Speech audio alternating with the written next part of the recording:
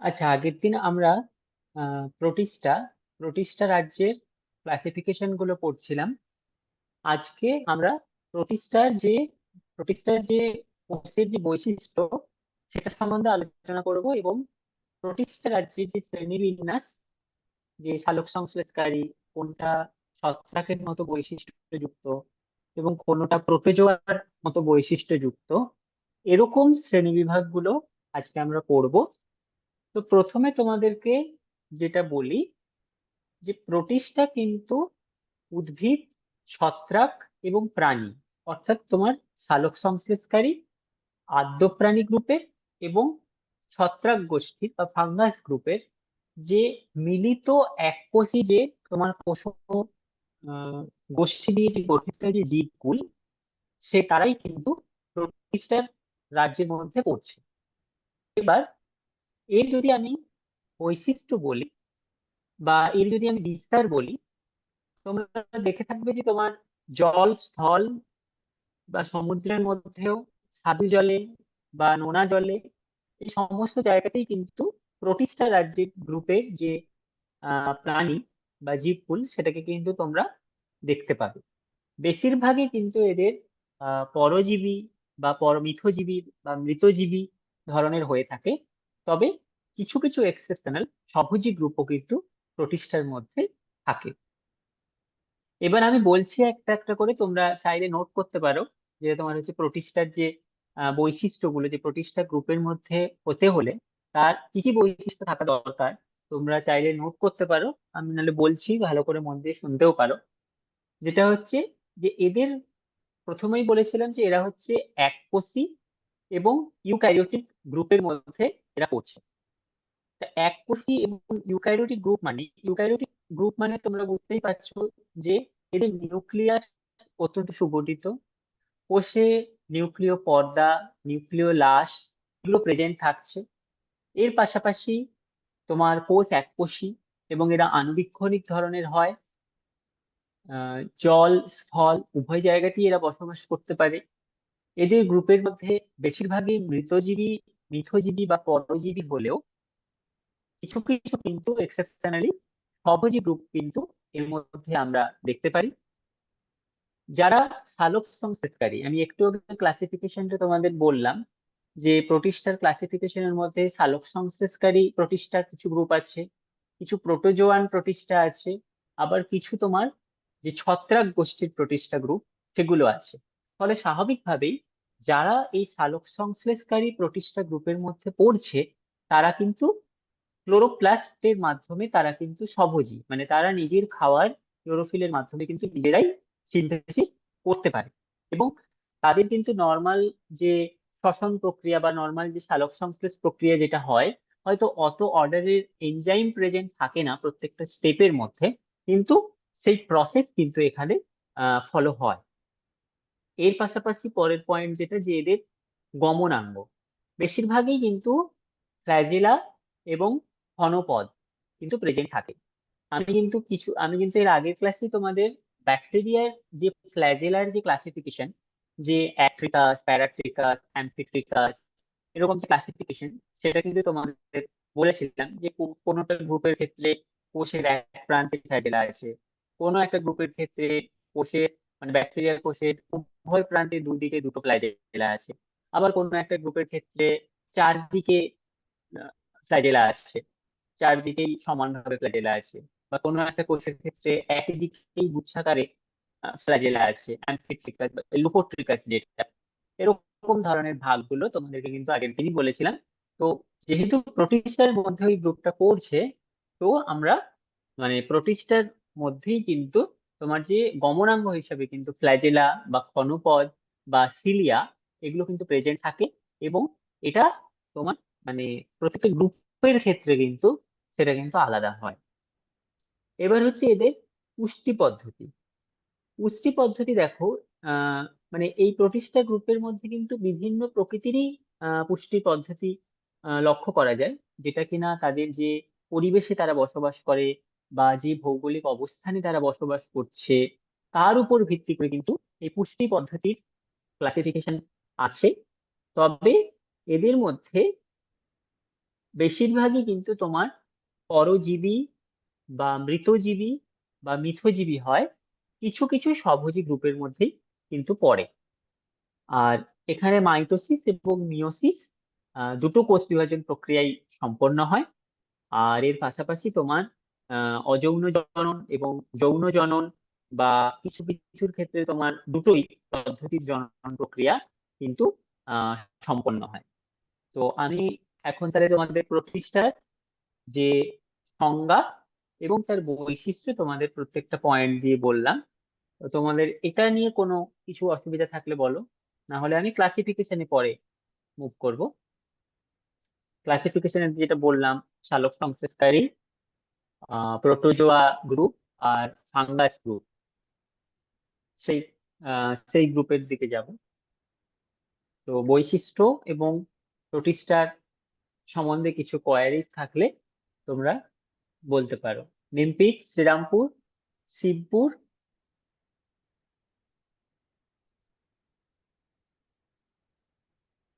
না হলে পরের ক্লাসিফিকেশনে যাচ্ছি প্রতিষ্ঠার।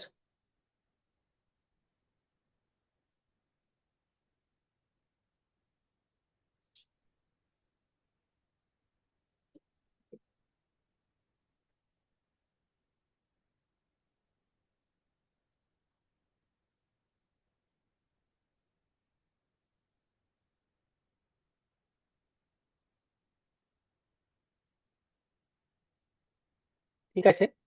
তো যেরকমটা বলছিলাম যে প্রতিষ্ঠার মধ্যে অন্তর্ভুক্ত জীবকে, সমস্ত জীবকে তিনটি ভাগে ভাগ করা যায়। একটা হচ্ছে তোমার যারা ক্লোরোপ্লাস্ট বা ক্লোরোফিলের মাধ্যমে যারা সালোক সংশ্লেষকারী। আরেকটা তোমার হচ্ছে যেটা ফাঙ্গাস বা স্লাইম মোল্ড সদৃশ যে গ্রুপ। আরেকটা গ্রুপ হচ্ছে তোমার প্রোটোজোয়ান গ্রুপ বা আর্দ্র প্রাণী যে ক্রাইটেরিয়া যে গ্রুপ। কারণ সংজ্ঞাতেই আমি একটু আগে তোমাদের বললাম যে এটা কিন্তু প্রাণী, উদ্ভিদ এবং ছত্রাক, এদের প্রত্যেকেরই বৈশিষ্ট্যযুক্ত এককোষী ইউক্যারিওটিক যে গ্রুপ, সেটাকেই কিন্তু আমরা প্রোটিস্টা গ্রুপের মধ্যে ফেলছি। এবার তোমরা খাতায় লিখে নিতে পারো যেটা হচ্ছে যে এদের প্রত্যেকটার আবার যে সাব গ্রুপিং গুলো রয়েছে, যেমন ধরো সালোক সংশ্লেষকারীর ক্ষেত্রে যেমন ক্রাইসোফাইটা, পাইলোফাইটা, ইউগ্লিনোফাইটা, এই গ্রুপগুলো যেমন প্রেজেন্ট, সেরকম ভাবেই আবার স্লাইম মোল্ড, তার ক্ষেত্রে যেমন তোমার মিক্সোমাইকোটা, অ্যাক্রোসিওমাইকোটা, সিরিয়েটা, এগুলো প্রেজেন্ট। প্রোটোজোয়ান গ্রুপের ক্ষেত্রে তোমার জুফ্ল্যাজেলাটা, সার্কোডিনা এবং স্পোরোজোয়া, এই গ্রুপটাও প্রেজেন্ট। এবার যদি আমি সালোক সংশ্লেষকারী গ্রুপটা থেকে শুরু করি, তো বেশিরভাগই কিন্তু তোমার বাস্তুতন্ত্রে যে গ্রুপটা প্রেজেন্ট থাকছে সেটা কিন্তু এই গ্রুপই। এবং এদের বেশিরভাগই কিন্তু তোমার এই ক্লোরোপ্লাস্টের মাধ্যমে, ক্লোরোফিলের মাধ্যমে সালোক সংশ্লেষ প্রক্রিয়া সম্পন্ন করছে। মাইটোসিস, মিয়োসিস, দু ধরনেরই কোষ বিভাজন প্রক্রিয়া এখানে হচ্ছে। এবং এদের কোষের যে নিউক্লিয়াস, তোমার নিউক্লিয় লাস প্রেজেন্ট থাকছে, নিউক্লিয় পর্দা থাকছে, মানে সুগঠিত যে নিউক্লিয়াস সেটি এখানে থাকছে। সবাত শোষণ, অবাত শোষণ, দু প্রকারেরই শ্বসন প্রক্রিয়া সম্পন্ন করতে পারছে। কারণ যেহেতু এদের বিস্তারটা তোমাদের বলেছি যে জলেও থাকছে, স্থলেও থাকছে। তো জলে যতটা তোমার আহ এর রেঞ্জের মধ্যে, মানে তোমার টেম্পারেচার, মানে আলো পড়তে পারছে এরকম রেঞ্জের মধ্যে যেটা থাকছে, সেই গ্রুপের ক্ষেত্রে তোমার তো হবেই, নিতে পারবেই, এটা তো বোঝাই যায়। এর পাশাপাশি কিছু আণুবীক্ষণিক যে শ্যাওলা বা শৈবাল, সেটাও কিন্তু এখানে প্রেজেন্ট থাকছে।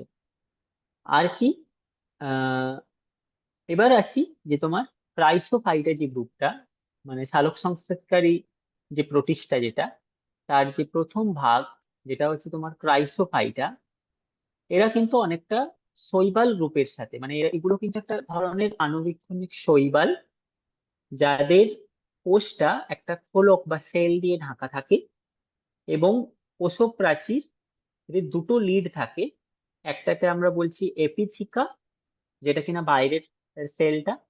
আরেকটা হচ্ছে তোমার ভেতরের সেলটা, যেটাকে আমরা বলছি হাইপোথিকা। এবং আর হচ্ছে কি না, এদের কোষের মধ্যে ক্রোমাটোফোর থাকে, এবং এই ক্রোমাটোফোরে ক্লোরোফিল এবং ক্যারোটিন ছাড়াও জ্যান্থোফিল নামক এক ধরনের সোনালী রঙের এক ধরনের রঞ্জক থাকে, যে কারণের জন্যই এরা সোনালী বর্ণের হয়ে থাকে। এদের ফ্ল্যাজেলা থাকে না, তবে এরা ভাসতে ভাসতে, মানে বিভিন্ন শরীরের মধ্যে অনেক ফ্যাট থাকার জন্য এরা কিন্তু ভাসতে পারে, এবং এরা ভেসে ভেসেই কিন্তু এক স্থান থেকে অন্য স্থানে গমন করতে পারে। এবং এদের যে দেহের যে ভারসাম্য, সেটা কিন্তু মানে দ্বিপার্শ্বীয় এবং অরীয় দু ধরনেরই এদের ডায়াটম লক্ষ্য করা যায়। আর যেহেতু এদের ক্লোরোফিল এ এবং ক্লোরোফিল সি রঞ্জক প্রেজেন্ট থাকে, এরা স্বভোজী। আর মূলত তোমার অযৌন জনন পদ্ধতিতে ঘটে, কিছু কিছু ক্ষেত্রে সিনগ্যামি বা যৌন জনন পদ্ধতিতেও এরা জনন প্রক্রিয়া সম্পন্ন করতে পারে। তো ক্রাইসোফাইটের ক্ষেত্রে তাহলে আমি প্রত্যেকটা পয়েন্টই বললাম, যে মূলত এগুলো সালোক সংশ্লেষকারী শৈবাল ধরনের হয় সেটা। এর পরেরটা যে গ্রুপটা, সেটা হচ্ছে তোমার ডিনোফ্ল্যাজেলাটা বা পাইরোফাইটা। পাইরোফাইটা হচ্ছে, আগেরটাতে যেমন ক্রাইসোফাইটার ক্ষেত্রে কোনো ফ্ল্যাজেলা থাকে না, এর নামেই কিন্তু এখানে কিন্তু দুটো ফ্ল্যাজেলা একটা কোষে প্রেজেন্ট থাকে, এবং এই ফ্ল্যাজেলার মাধ্যমেই এরা কিন্তু গমন করতে পারে এক জায়গা থেকে অন্য জায়গায়। এদেরকে যে ভেসেই হতে হবে তার কোনো মানে নেই। এবং এদের সাধারণভাবে এদের গায়ের রং কিন্তু ক্রাইসোফাইটের মতোই সোনালী বর্ণের হয়, কিন্তু কিছু কিছু ক্ষেত্রে কিন্তু এদের গায়ের রং নীল, সবুজ বা হলদে, বাদামি, লাল এগুলোও কিন্তু হতে পারে। আর এপিথিকা হাইপোথিকা দুটোই থাকে কোষপ্রাচীরে, যেটা বললাম, যে ভেতরের আবরণ আর বাইরের আবরণ হিসাবে। আর পুষ্টি পদ্ধতি স্বভোজী, যেহেতু এরা সালোক সংশ্লেষকারী গ্রুপের মধ্যে পড়ছে। অযৌন জননের মধ্যে দ্বিবিভাজন বা বাইনারি ফিউশন পদ্ধতিটাই বেশি ফলো হয়। যৌন জননের ক্ষেত্রে তোমার যেটা সিনগ্যামি, সেই পদ্ধতি বেশি ফলো হয়। তো এটা তোমার তাহলে মূলত ক্রাইসোফাইটের সাথে পাইরোফাইটের পার্থক্য হচ্ছে যে ফ্ল্যাজেলা, মানে ক্রাইসোফাইটেতে কিন্তু ওরা কিন্তু যেহেতু বডিতে ফ্যাট অনেক থাকে, ওরা ভেসে ভেসেই এক স্থান থেকে অন্য স্থানে গমন করতে পারে। কিন্তু পাইরোফাইটা বা ডি ফ্ল্যাজেলাটার ক্ষেত্রে কিন্তু যেহেতু মানে এদের দুটো ফ্ল্যাজেলা প্রেজেন্ট থাকে, এরা ওই ফ্ল্যাজেলার মাধ্যমেই কিন্তু এরা গমন প্রক্রিয়া সম্পন্ন করে। আরেকটা গ্রুপ তোমার যেটা আছে সেটা হচ্ছে ইউগ্লিনোফাইটা, মানে আরো আরো আরো একটা গ্রুপ আছে ইউগ্লিনোফাইটা। ইউগ্লিনোফাইটার ক্ষেত্রে মূলত হচ্ছে যে এরা উদ্ভিদ এবং প্রাণী দুটোরই বৈশিষ্ট্যযুক্ত প্রোটিস্টা গ্রুপ, যাদের ফ্ল্যাজেলা প্রেজেন্ট থাকে, সালোক সংশ্লেষ করতে পারে, এবং এরা মূলত কিন্তু মিষ্টি জল, মানে ম্যারিন ওয়াটারে কিন্তু এরা কেউ থাকে না, বা সমুদ্রে কিন্তু এদের তুমি পাবে না। এরা মূলত কিন্তু যে ফ্রেশ ওয়াটার বা স্বাদু জল, সেখানেই কিন্তু প্রেজেন্ট থাকে।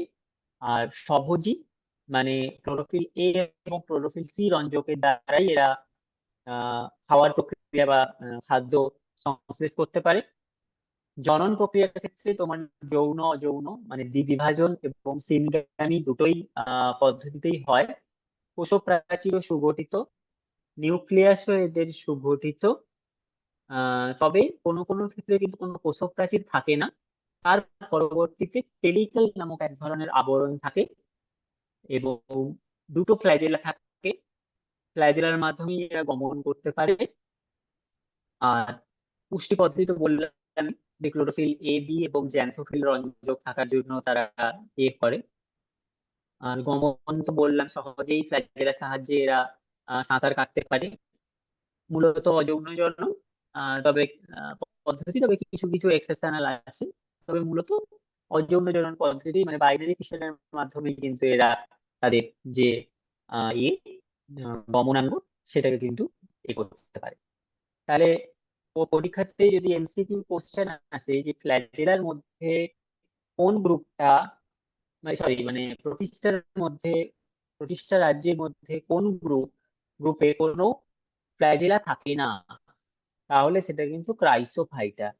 বাকি যে দুটো গ্রুপ, ইউগ্লিনোফাইটা এবং তোমার পাইরোফাইটা, এই দুটোতেই কিন্তু ফ্ল্যাজেলা প্রেজেন্ট থাকে। ঠিক আছে, দুটো গ্রুপের মধ্যে কিন্তু ফ্ল্যাজেলা তোমার প্রেজেন্ট থাকছে। এটা মূলত তোমার পার্থক্য।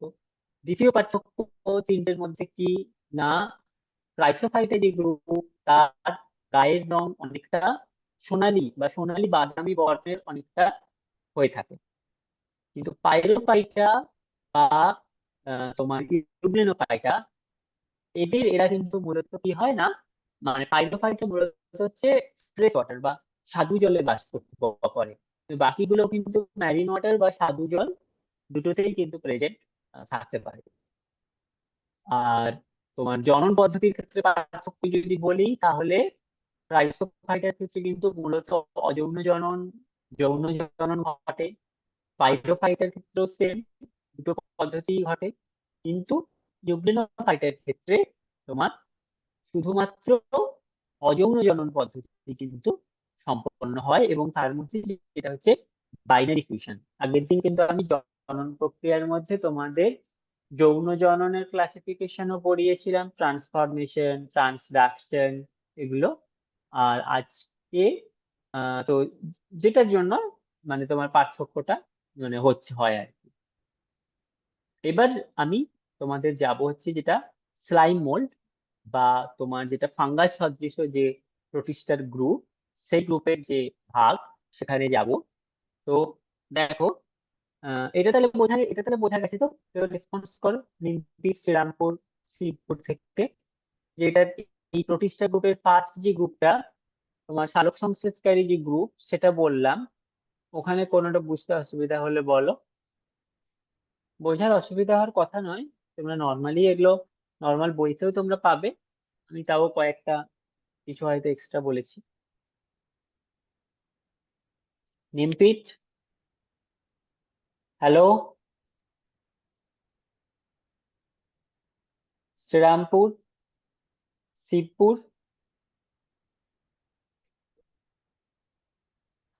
চালক সংশ্লেষকারী গ্রুপের কোনো কোশ্চেন বা কোনো কিছু বুঝতে অসুবিধা হলে প্রতিষ্ঠার। না স্যার। আচ্ছা, তাহলে স্লাইম মোল্ডে যাচ্ছি। তোমাদের কোনো কোশ্চেন থাকে না, অদ্ভুত সব একদম।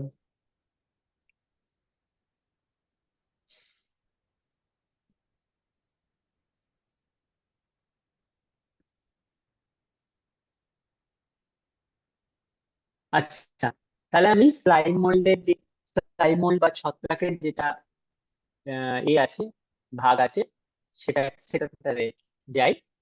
দেখো, আহ প্রথমত হচ্ছে ছত্রাক এবং প্রাণী রাজ্যের সঙ্গে সাদৃশ্যযুক্ত যে প্রোটিস্টা গ্রুপ, যারা কিনা অনেকটা হিউমিড এরিয়া বা অনেকটা আর্দ্র, উষ্ণ আর্দ্র এরিয়া, যেটাতে তারা বসবাস করতে পারে, এরকম যে গ্রুপ, এবং যারা কিনা মূলত মৃতজীবী যে জীবগোষ্ঠী, আহ সেটাকেই কিন্তু আমরা স্লাইম মোল্ড বা ছত্রাক ক্যাটেগরির মধ্যেই ফেলবো। তো এই দেখো, সংজ্ঞার দ্বারাই কিন্তু তোমরা বৈশিষ্ট্যের অনেকটা আঁচ পেয়ে গেছো, যে ছত্রাক এবং প্রাণী রাজ্যের সাথে সামঞ্জস্যপূর্ণ থাকছে মানে কি হচ্ছে না, এরা কিন্তু ইউক্যারিওটিক গ্রুপ, নিউক্লিয়াস কিন্তু সুগঠিত। দ্বিতীয়ত, সংজ্ঞাতেই বলে দিলাম যে মৃতজীবী গ্রুপ, মানে স্বভোজী নয়, অর্থাৎ কোনো ক্লোরোফিল এখানে প্রেজেন্ট থাকার ব্যাপার নেই। আর 4 নম্বর হচ্ছে কিনা অনেকটা হিউমিড এরিয়া বা অনেকটা কি বলবো, আর্দ্র পরিবেশ, মানে যেখানে উষ্ণ আর্দ্র পরিবেশ, যেখানে হিউমিডিটি প্রচুর, সেরকম অঞ্চলে, ধরো মাটির সারফেস থেকে কিছুটা নিচে, বা যেখানে সারাদিন বৃষ্টি হচ্ছে, সেরকম একটা জায়গাতে, যারা কিনা পচা গলা জায়গাতে, ধরো বনের মধ্যে যেখানে গাছের পাতা পড়ছে, বা জলের ধারে, পুকুর বা খাল বিল এগুলোর ধারে, যেখানে কন্টিনিউ সয়েলের মধ্যে, মাটির মধ্যে তোমার একটা ময়েশ্চার প্রেজেন্ট থাকছে ওদের আবহাওয়ার জন্য, সেরকম জায়গাতেই কিন্তু ওগুলো প্রেজেন্ট থাকছে। তাহলে এটা থেকে কিন্তু আমরা এর বৈশিষ্ট্য এবং এর যে বিস্তার, মানে এরা কোথায় কোথায় প্রেজেন্ট থাকতে পারে সেই যে এরিয়াটা, সেটা কিন্তু এখানে আমরা জানতে পারলাম। আর জনন প্রক্রিয়াটি বাকি থাকছে। জনন প্রক্রিয়াটা যে তোমার যৌন অযৌন উভয় প্রকারেরই জনন প্রক্রিয়া হয়, কিন্তু এদের যে ক্লাসিফিকেশনের যে ভাগটা আছে, তোমার মিক্সোমাইকোটা বা অ্যাক্ট্রেসিওমাইকোটা বা সিলিয়াটা, সেই অনুপাতে কিন্তু এদের বাকি প্রসেসটা বা বাকি যে জনন প্রক্রিয়ার যে প্রসেসটা, সেটা কিন্তু আলাদা হচ্ছে। তো এবার হচ্ছে তোমার ধরো মিক্সোমাইকোটার ক্ষেত্রে যদি বৈশিষ্ট্য বলি, তাহলে এরা কিন্তু কোষপ্রাচীর থাকে না, নিউক্লিয়াস প্রেজেন্ট, এবং কোষের মধ্যে স্লাইম বা পিচ্ছিল পদার্থ সবসময় এরা খনন করে। মূলত যৌন জনন প্রক্রিয়াতে এরা অংশগ্রহণ করে, তবে এক্সেপশনালি তোমার অযৌন জনন প্রক্রিয়াও কিন্তু সম্পন্ন হয়। পরেরটা আসি, যেটা হচ্ছে তোমার অ্যাক্ট্রেসিওমাইকোটা। অ্যাক্ট্রেসিওমাইকোটার ক্ষেত্রেও কিন্তু কোষপ্রাচীর থাকে। আগেরটার ক্ষেত্রে কিন্তু কোষপ্রাচীর থাকে না বলেছিলাম, এটাতে কিন্তু মানে অ্যাক্ট্রেসিওমাইকোটার ক্ষেত্রে বা কোষীয় স্লাইম মোল্ড যেটা, এখানে কিন্তু কোষপ্রাচীর থাকে। মিওসিস পদ্ধতিতেই মূলত এরা কোষ বিভাজন করে, এবং এরা পরিবেশে অনেকটা বিয়োজকের ভূমিকা পালন করে। মানে যেহেতু আগেই বললাম যে এরা মৃতজীবী, এরা কিন্তু বড় জীবদের পচা গলা দেহ থেকেই কিন্তু খাবার আহরণ করে। তাহলে এদের যে ভাগ দুটো, সেটা বললাম, যে তোমার মিক্সোমাইকোটার ক্ষেত্রে আর তোমার অ্যাক্ট্রেসিওমাইকোটা এর পার্থক্য যদি বলে, তাহলে মিক্সোমাইকোটার ক্ষেত্রে কোষপ্রাচীর থাকে না, কিন্তু অ্যাক্ট্রেসিওমাইকোটা যে গ্রুপ, সেই গ্রুপে কোষপ্রাচীর প্রেজেন্ট থাকে। এবং তোমার যে মিক্সোমাইকোটা গ্রুপ, সেখানে আহ কি বলবো, যে কোষের মধ্যে স্লাইম বা একটা পিচ্ছিল ধরনের পদার্থ বাইরে কিন্তু সবসময় এরা নির্গত করে, এবং এই পিচ্ছিল পদার্থটাই কিন্তু হেল্প করে অপোজিট জেন্ডারের গ্রুপকে আকৃষ্ট করার জন্য, এবং সেভাবেই কিন্তু তারা তোমার একে অপরের মধ্যে যৌন জননে মূলত কিন্তু আহ আবদ্ধ হয়। এর পরের যে তোমার গ্রুপ আরেকটা আছে, তাহলে সালোক সংশ্লেষকারী তিনটে গ্রুপ বললাম, স্লাইম মোল্ড বা ছত্রাক গ্রুপের দুটো বললাম, আরেকটা গ্রুপ যেটা আছে তোমার প্রোটোজোয়ান প্রোটোজোয়ান প্রোটিস্টার গ্রুপ, সেটা এবার শুরু করব। এরও তোমার ধরো তিনটে ভাগ আছে মূলত। একটা তোমার জুফ্ল্যাজেলাটা, আরেকটা তোমার সার্কোডিনা, আরেকটা তোমার স্পোরোজোয়া, আরেকটা আছে তোমার সিলিয়াটা।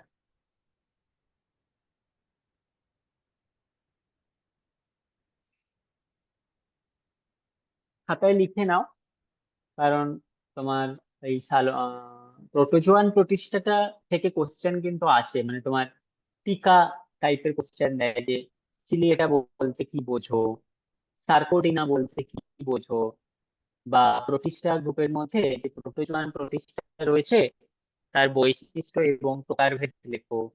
এরকম ধরনের কোশ্চেন কিন্তু আসে।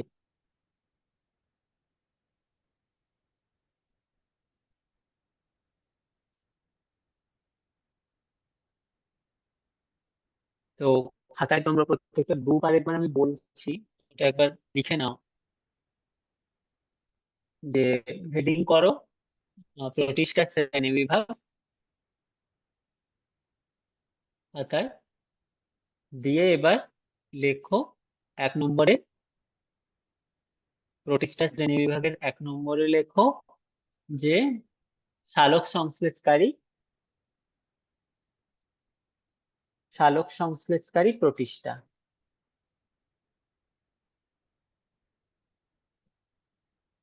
1 নম্বরে লেখো সালোক সংশ্লেষকারী প্রতিষ্ঠা। এবার এ লেখো, একের মধ্যে এ তে লেখো, স্মল এ তে, যে ক্রাইসোফাইটা।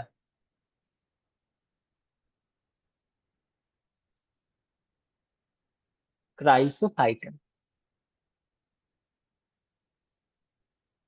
ক্রাইসোফাইটার ব্র্যাকেটে লেখো ফ্ল্যাজেলা থাকে না। ক্রাইসোফাইটার ব্র্যাকেটে লেখো ফ্ল্যাজেলা থাকে না।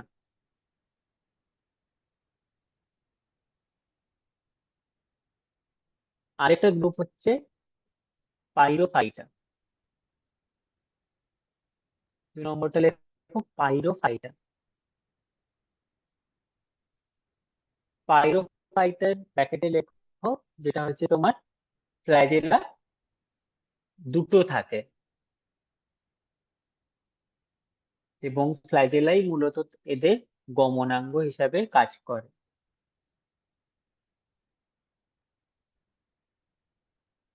তাহলে 1 নম্বরে এ তে লিখলে ক্রাইসোফাইটা, 2 নম্বরে মানে বি তে লিখলে পাইরোফাইটা, আর 3 নম্বরে লেখো ইউগ্লিনোফাইটা।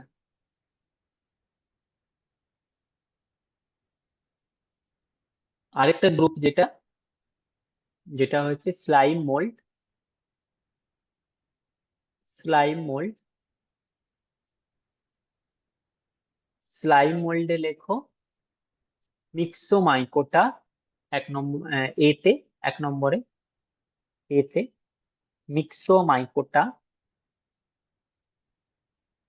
মিক্সোমাইকোটার ক্ষেত্রে আর 2 নম্বর হচ্ছে তোমার অ্যাক্রেসিওমাইকোটা। অ্যাক্রেসিওমাইকোটা, মিক্সোমাইকোটার ক্ষেত্রে ব্র্যাকেটে লেখো কোষপ্রাচীর থাকে না, কোষপ্রাচীর বিহীন। মিক্সোমাইকোটার ব্র্যাকেটে লেখো কোষপ্রাচীর বিহীন।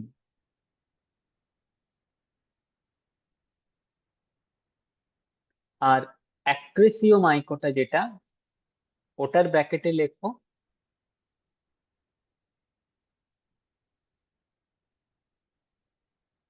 কোষপ্রাচীর থাকে।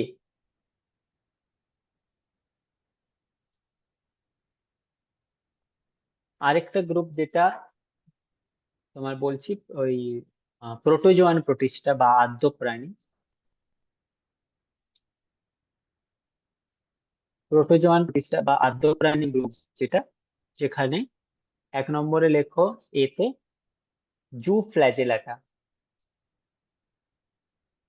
একের এতে লেখো জু ফ্ল্যাজেলাটা। বি লেখো সার্কোডিনা। সি লেখো স্পোরোজোয়া। আর ডি তে লেখো সিলিয়াটা।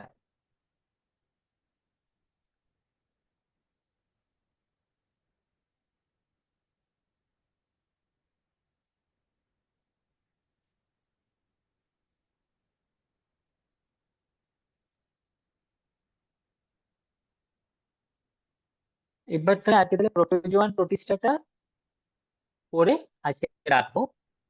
তো দেখো, প্রথমত হচ্ছে এককোষী এবং ইউক্যারিওটিক গ্রুপ।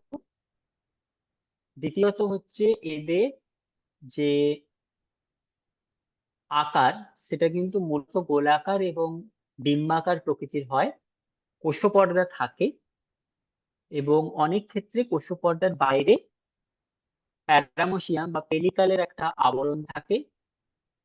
এদের যে গমনাঙ্গ সেটা কিন্তু ফ্ল্যাজেলা বা সিলিয়ার মাধ্যমে সম্পন্ন হয়, এবং এদের পুষ্টি পদ্ধতি কিন্তু অরজৈবিক বা মৃতজীবী বা মিথজীবী ধরনের কিন্তু পুষ্টি পদ্ধতি দেখা যায়।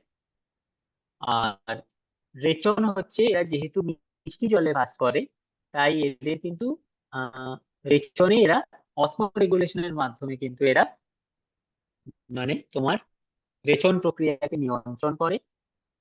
যৌন অযৌন 2 ধরনেরই জনন প্রক্রিয়া লক্ষ্য করা যায়, এবং শরীরে গ্লাইকোজেন রূপে কিন্তু খাবার সঞ্চিত থাকে। এবার যেটা হচ্ছে জু ফ্ল্যাজেলাটা, তোমার যেটা প্রকারভেদ, জু ফ্ল্যাজেলাটা সার্কোডিনা সিলিয়েটা আর স্পোরোজোয়া। তো জু ফ্ল্যাজেলাটার ক্ষেত্রে কিন্তু এক বা একাধিক ফ্ল্যাজেলা থাকে। পরজীবীয় পুষ্টি পদ্ধতি, কিন্তু কিছু কিছু ক্ষেত্রে মৃতজীবী পুষ্টি পদ্ধতিও দেখা যায়। আর বাইনারি ফিশনের মাধ্যমে কিন্তু অযৌন জনন সম্পন্ন করে, এটা জু ফ্ল্যাজেলাটা। সার্পিনার ক্ষেত্রে এরা কিন্তু বেশিরভাগই স্বাদু জলে বা নোনা জলেও কিছু কিছু বসবাস করে। ক্ষণপদের মাধ্যমেই এরা গমন প্রক্রিয়া সম্পন্ন করে। পুষ্টি পদ্ধতি হেটেরোট্রপিক, এবং যৌন এবং অযৌন দু ধরনেরই জনন প্রক্রিয়া ঘটে। তবে যৌন জননের ক্ষেত্রে সিনগ্যামি এবং অযৌন জননের ক্ষেত্রে কিন্তু বাইনারি ফিশন বা বহু বিভাজন পদ্ধতিতেই সম্পন্ন হয়। তো এটাই হচ্ছে তোমার দুটোর ভাগ, যেটা আদ্য প্রাণী গ্রুপ বা প্রোটিস্টা গ্রুপের মধ্যে। নেক্সট দিন তোমাদের মনেরা আর প্রোটিস্টার পার্থক্য বলে ছত্রাক গ্রুপের মধ্যে আমরা যাব। তো প্রত্যেকটা গ্রুপের কোশ্চেন কিছু থাকলে বলো। নির্ভীক, শ্রীরামপুর, কোনো কোশ্চেন থাকলে বলো। আজকে যেটা পড়ালাম ওটাতে কোনো কোশ্চেন থাকলে বলো, 5 মিনিট আছে।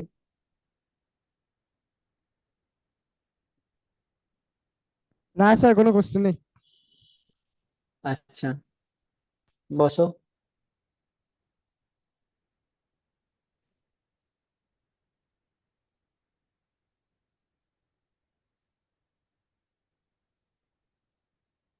তাহলে পরের দিন আমি শ্রীরামপুর।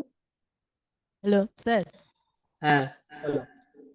স্যার সালোক সংশ্লেষ সাধারণত সবুজ অঙ্গে সালোক সংশ্লেষ হয়, তা সবুজ অংশটা মানে সূর্যের ফোটন কণাটা নেয়।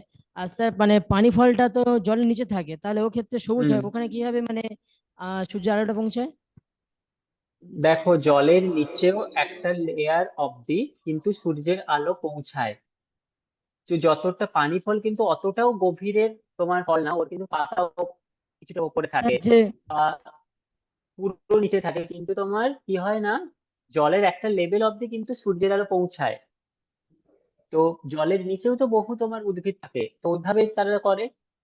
এমন তো না যে জলের নিচে সূর্যের আলো পৌঁছায় না, জলের একটা গভীরতা অব্দি সূর্যের আলো পৌঁছায়।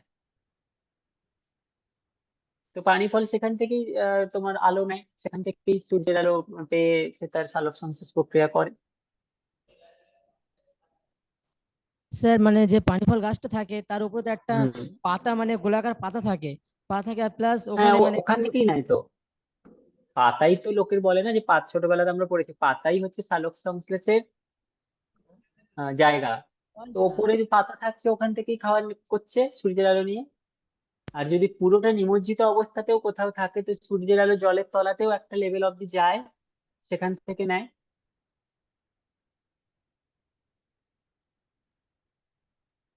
হ্যাঁ।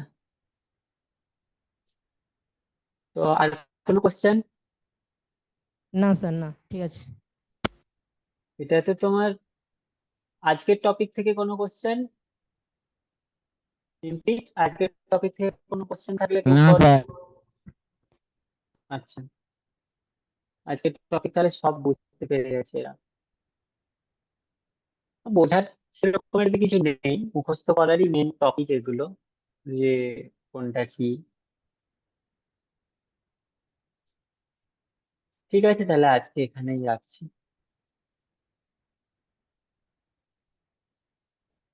পরের দিন মনেরা আর পড়ার পড়িয়েছি, প্রতিষ্ঠা আজকে শেষ করলাম। দুটোর পার্থক্য বলবো, তোমরাও পড়ে আসতে পার্থক্য। আর ছত্রাক গ্রুপের মধ্যে যাবো।